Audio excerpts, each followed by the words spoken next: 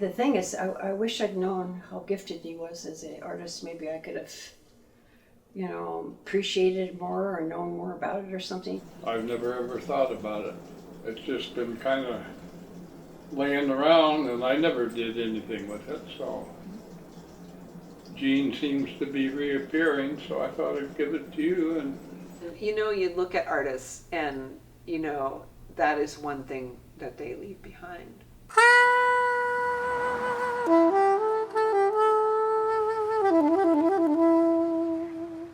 I wanted to write a short piece about Eugene Landry and his art and what I knew of his story.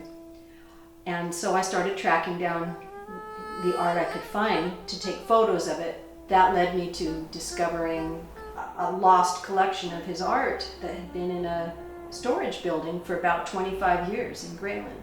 What was he like as a teen? What was his style? Can you tell us about that? he was Jimmy Dean in disguise. Loafers, white socks, Levi's, white shirt, red coat, red hair combed back, and a ducktail. So Gene was adopted as a kid, as a baby, and his biological family were Ho and Quileute and Swedish. Number one, I didn't know that Gene was adopted. Oh, you didn't? Nope, never knew it. It never occurred to me until I got older or something, and it said something about him being adopted, and that they said he used to be a Rosander. And I said, oh, you mean like Melody?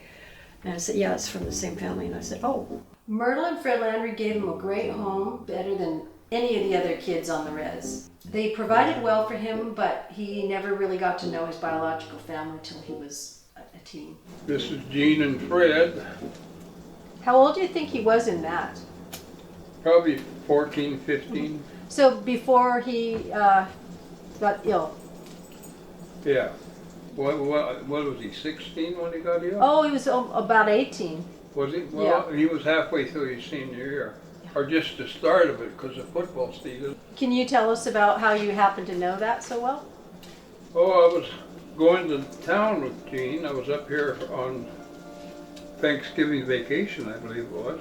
We took this car right here, driving us in town to go into the Holcomb Aberdeen football game, and he passed out. And I thought he was joking around, and I yelled at him a couple times, and he just laid there. So he was at Cushman Indian Hospital. He had meningitis, and that paralyzed him as a senior in high school.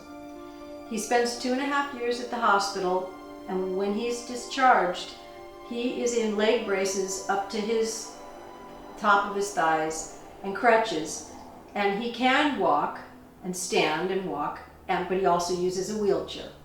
And at this point, he enrolls in the Derbyshire School of Art in Seattle. This is painted by Leon Derbyshire, Gene's teacher in Seattle. Leon Derbyshire studied in France in the 20s. His teacher was André Lute. He was influenced by Gauguin and Cezanne. He was a Cubist later, and he was a very influential teacher himself who had a school in Paris for decades. Gene's teacher went to the source for his art training, and that influenced Gene in how he painted later.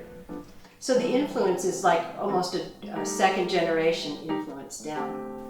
He went in for rehab therapy at another Indian facility on Bainbridge Island. He was dropped while being moved, and it injured his spine, resulting in the loss of his right hand, his right arm.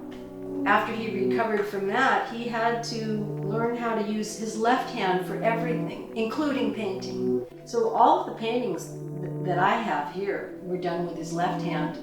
As his body continued to deteriorate over the coming years, by the time he was in his 30s, he had to have this arm brace made so he could hold his arm in a position long enough to paint.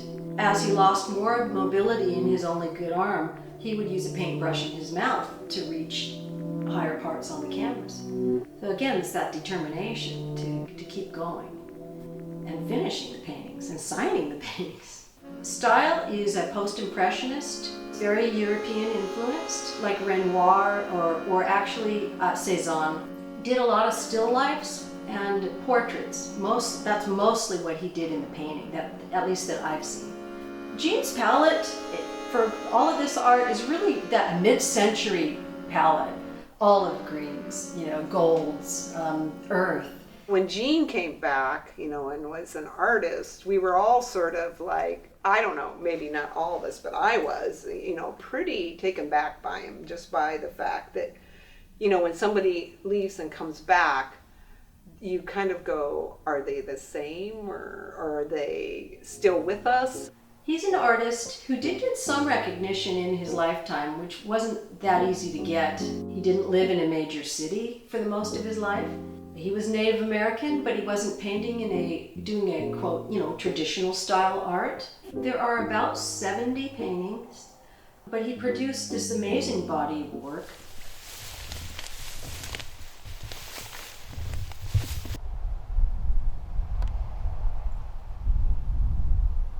This is pretty special. This is really the only place I know of anymore, now that that garage is torn down, that Gene actually was in, building-wise here. Everything else is gone. You can just cut it like butter. So this was Gene's first dome on the res, and it was built sometime prior to 1976. What are the words in the headline? Victim, wheelchair, paralyzed. Either you're ignored or it's like a sensationalist thing. But it's just the way that things are framed. Again, it's the whole plight, victim. How about just he's an artist? So the portraits of Native people. Yeah, they're not wearing feathers. This is how people look. This is how they wore what people wore at the time. And this is such a misnomer that Joanne talked about when we published Summertime in Georgetown. We went on the radio and we were interviewed live, and Joanne said, people used to come to the reservation and they would be looking for Indians, and they'd ask us, well, where are your feathers? And it's like, this is how we live. This is what we look like. This is what we wear.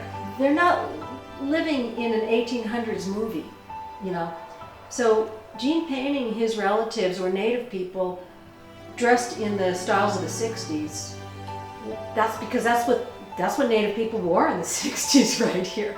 This is something that you just don't see enough of. And this is what people need to be aware of. All of Gene's art is made from a Native sensibility, and it reflects the times in which he lived. When was raised, when there wasn't even an option to learn traditional, like carving, for example. It wasn't even an option.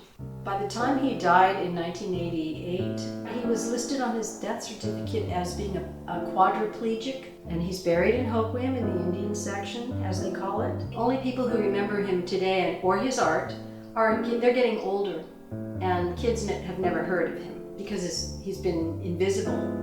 He's something to be very proud of, his story, his talent, his resilience. I feel like he's kind of returned, though, through this art, through the story. People are talking about him now.